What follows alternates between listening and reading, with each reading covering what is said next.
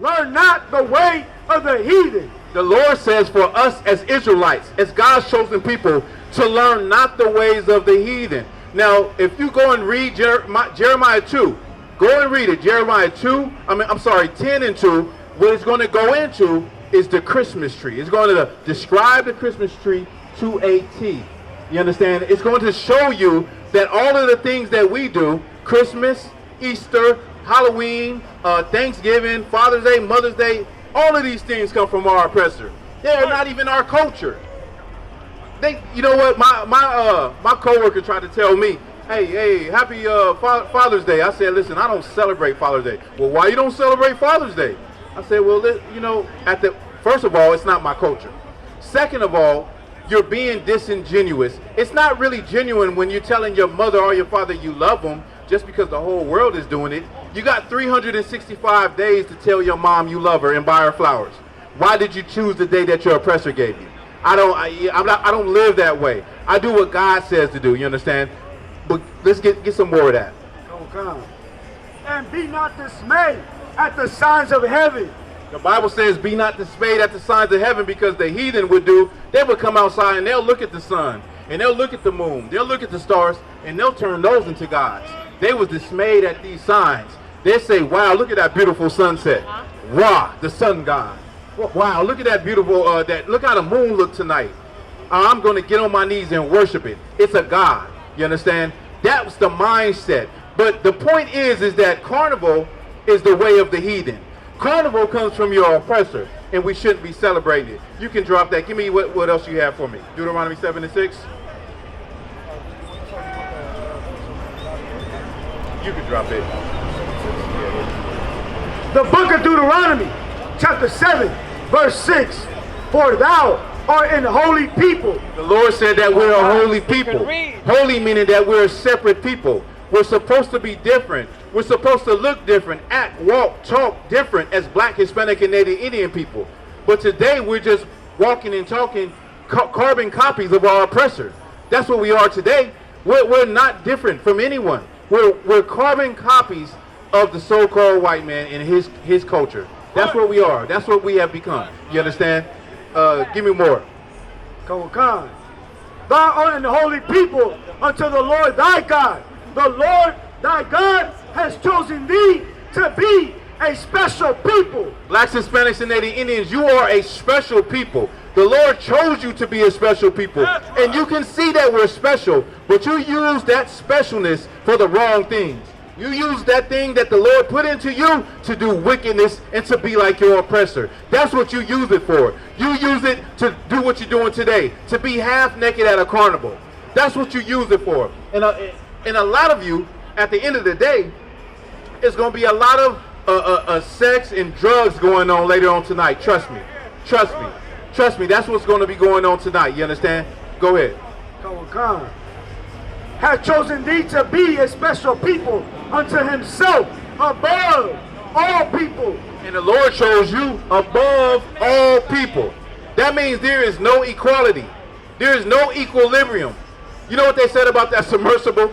They said when it imploded, you know what happened? All of the water rushed in and the air heated up to the temperature of the sun. So they were literally vaporized. You understand? It said when it imploded, the ocean had to equal out the air bubble, right? Well, when it comes to the Bible, there is no equality. You understand? The Lord put you above everybody. You understand? And you just got to realize it. You don't even know it, and you probably wouldn't even believe it, but you got to realize it. You got to come to that knowledge. You can drop that out, and give me Exodus 2 and 23. Exodus 2 and 23, man. Because this is the thing, man. You should be tired of the way that we're living in America as Blacks, Hispanics, and Native Indians. You should be tired of seeing the same sights that you see all the time. You think life is about getting high, selling drugs, and partying your whole life? That's not what life is about. Life is about rulership. Life is about being righteous, seeing your children at least have a chance to grow. Nowadays, your children don't even got a goddamn chance because you are not raising them right. You understand? Because you have not learned right. You got to understand who you are, and it's so important, man. And that's why we out here. We're not out here to just yell on the mic, man. That's not why we out here. We out here because we love God's people. We out here because God's people need this. They need this medicine. All the questions that you ever had could be answered in the Bible if you actually gave it a chance. If you got out of that stinking Christian church. If you stopped listening to your pastor and came into this truth, you could actually get an answer for your questions.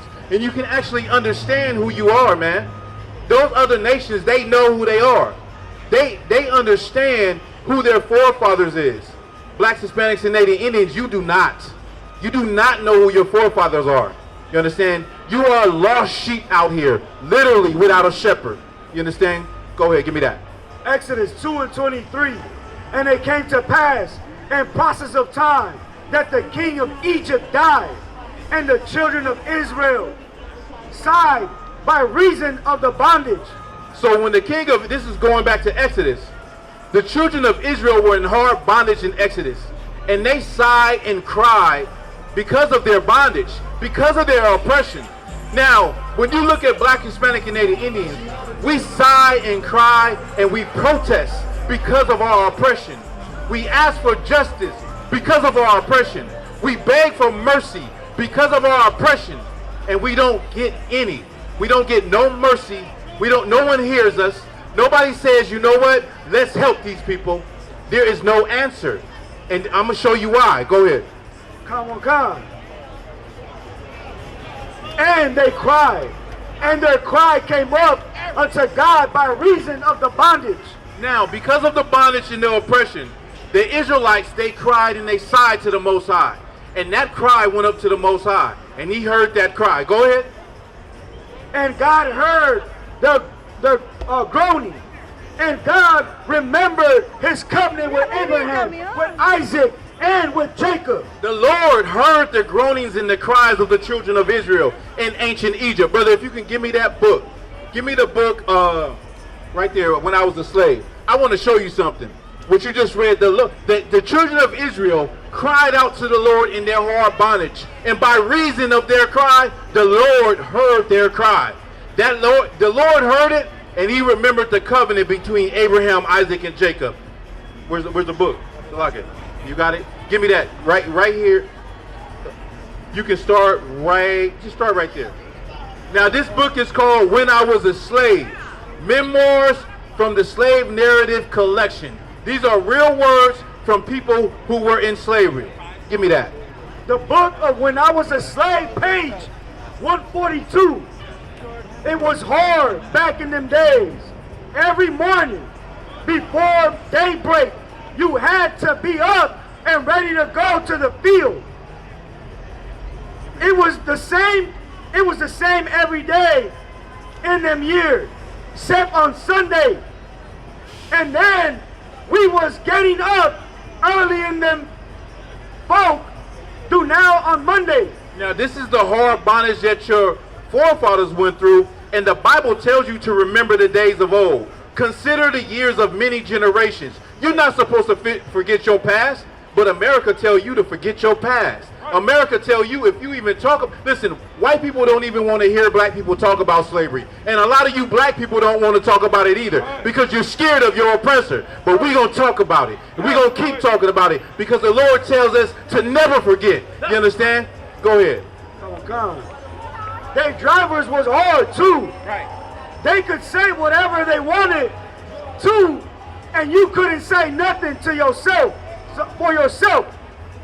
Somehow or other, us had an instinct that we was going to be free. Now the slaves knew deep down that someday they was going to get free. They had an instinct that they was going to get free. Remember what we just read in Exodus 2 and 23. In the event, when the day's work was done, the slaves would be found locked in their cabins praying for the Lord to be free. To free them like he did the children of Israel. Now these slaves, after they came out of the fields, they would go and pray for the Lord to free them like he freed the children of Israel. You can drop that, brother. Take me back to Exodus 2 and 23. The slaves knew that they were Israelites. They prayed to the Lord just like he freed them in Egypt to free them in America. You understand? That's what they prayed for. And that's what we're reading right here in Exodus also. Go ahead. Exodus 2:23.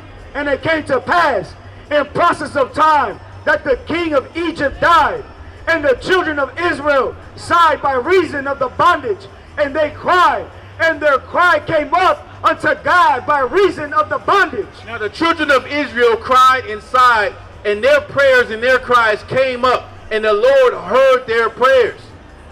That's a news flash. That sounds familiar. Well, you just read it right here in this book called When I Was a Slave, the memoirs of a slave, telling you that they would pray that the Lord would deliver them like the children of Israel. They knew that they were going to get free someday. Go ahead. And God heard their groaning, and God remembered his covenant with Abraham, with Isaac, and with Jacob. Now drop down to verse 25. And God looked upon the children of Israel, and God had respect unto them. God had what? Respect unto them. The Lord had what? Respect unto them. Listen, man, the Lord had respect unto the children of Israel. If you want the Lord to hear you, your moanings and your cries and your protests and your screaming for us not being equal and us not getting no justice, well, the Lord is going to have to respect you. How can the Lord respect you when you're out here doing carnival? How can the Lord look at you and respect that? How can the Lord respect you when you're celebrating Christmas? The Lord can't respect these things. You understand? The Lord respected the children of Israel that cried in ancient Egypt. And how will he respect us in America? If we stop committing sins, if we start keeping the law, statutes, and commandments, and then the Lord will turn and look at us, and he'll remember the covenant between Abraham, Isaac, and Jacob, and he'll have respect unto us, and we'll get up out of this kingdom. We'll get up out of this hell. You understand? With that, that's my time.